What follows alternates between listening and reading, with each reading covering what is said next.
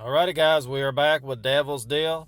Let's get going. Chapter 13 as we get closer and closer to what is sure to be a shocking ending. Here we go. Chapter 13 New Deals. You asked Manuel and Diana to come over to your place to discuss the details of your plan. You tell them in every detail from the moment the idea occurred to you minus the small vision you had when you were leaving Miss Dawson's office. Tell me it's genius. Imagine all those people watching us when I dump Carrie on stage. And then we go backstage and I apologize and we're golden. Man, that sounds great. Yeah, that might work. Somebody sounds grumpy today. I am trying to be reasonable and think about any holes there might be in this plan. You narrow your eyes as you observe the dynamics between the two of them. Technically, it should work. A deal with a representative of evil is all about fulfilling it to the exact wording. And I'm doing it. I can fulfill it word by word, so why the long face? I'm still worried. So much could go wrong during that school performance. Yeah, that is a risky business. I'll never get why someone goes on stage to speak stupid text and show exaggerated emotions. Since when did you turn into a theater critic? Since you told me all the details of the play you're going to use to fulfill the deal. And what do you dislike about it so much? Pray tell. Everything. What did that dude smoke to come up with that plot? Like first the kid falls for the girl and claims it's some end-of-the-world love, and then he croaked like most of the other important characters. Whoa, you're ruining Shakespeare for me forever. Don't tease Manuel D. He does the best Shakespeare retelling. It's a great literature. So I can do that one. Yeah, okay, whatever. He knows almost every masterpiece of the word literature. What can I say? I love good stories. You can learn a lot from them. And he draws the best life lessons from them. Yep, I'm awesome.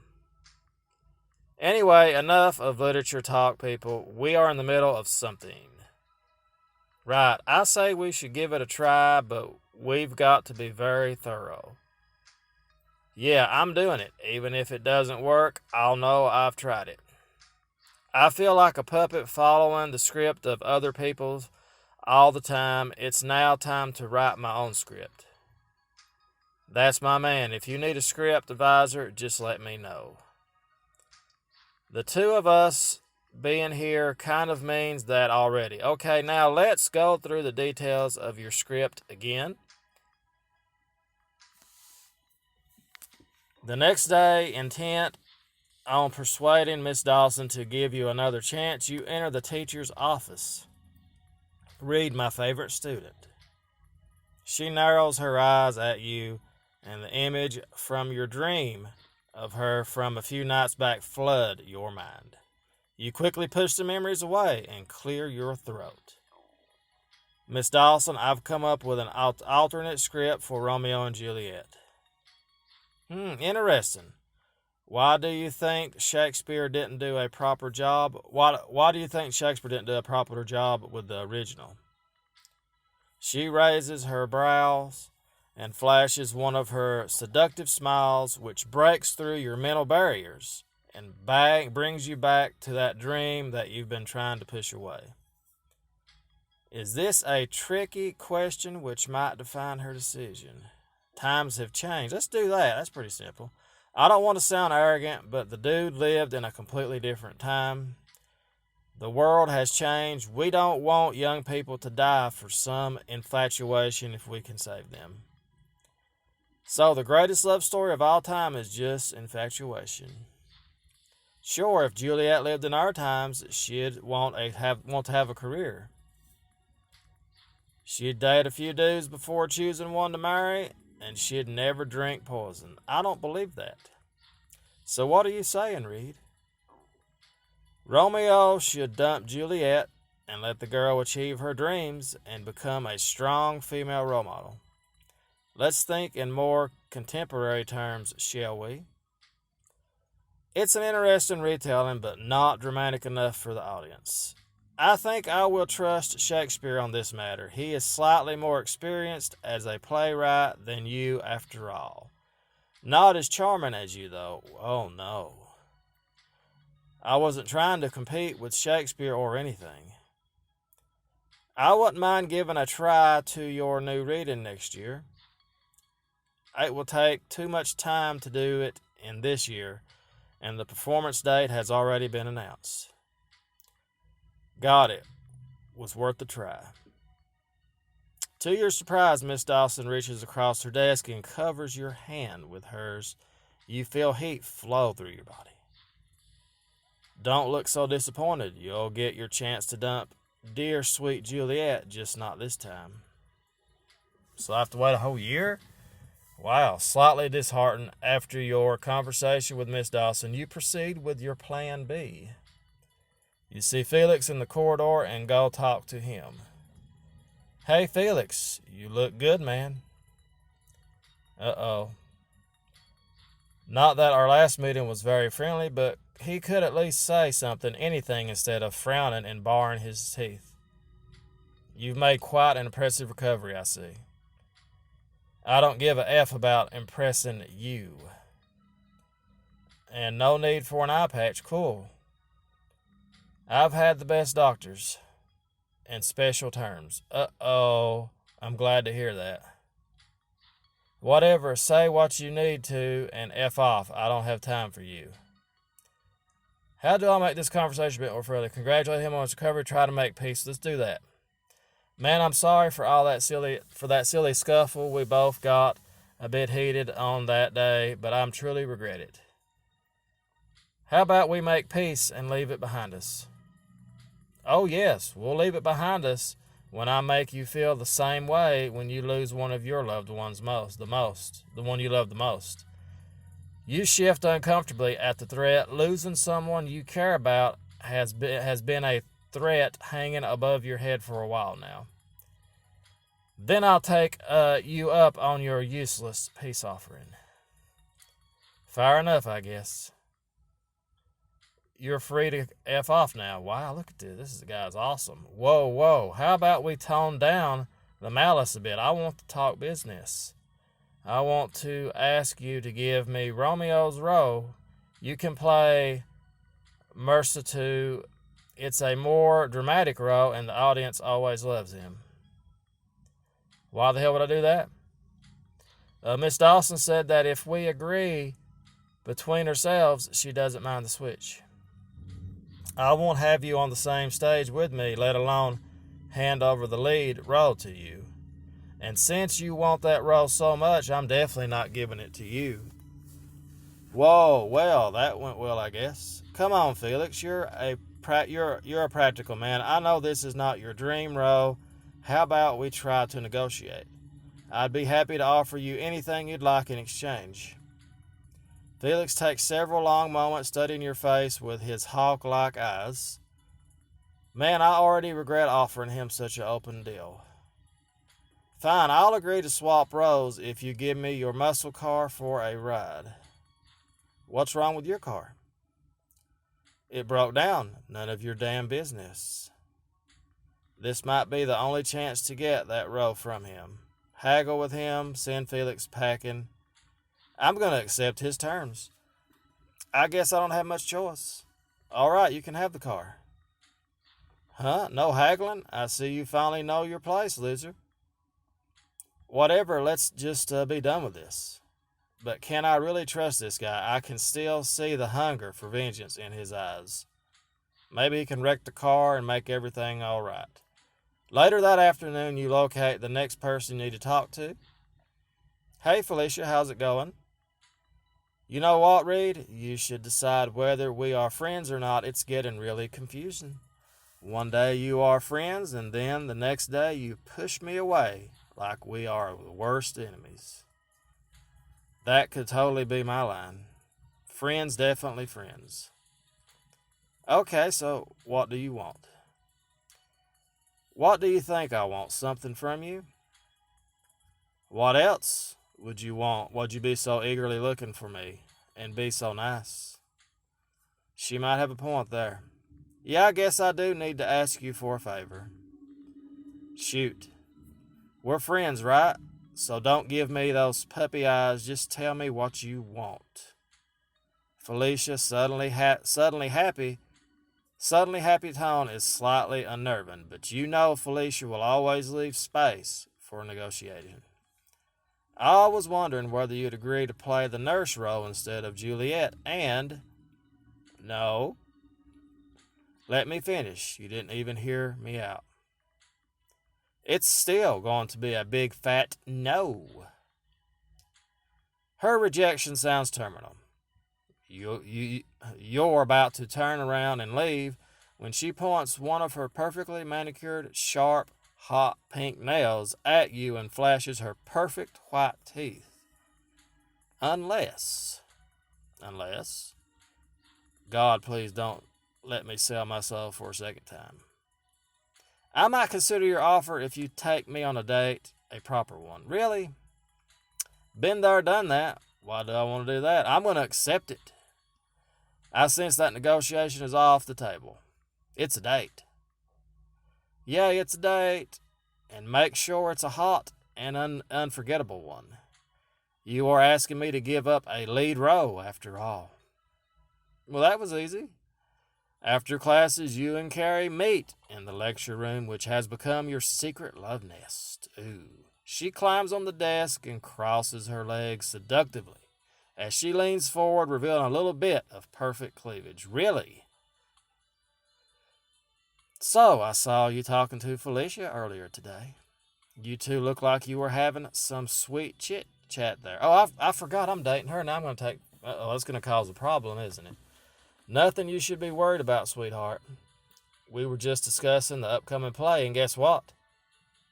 Let me guess, she wants you to be her Romeo on and off the stage. Jealous looks hot on you. But as it turns out, she doesn't want anyone to be her Romeo because she doesn't want to be a Juliet. What? Pretty good opening, right? How about you replace her?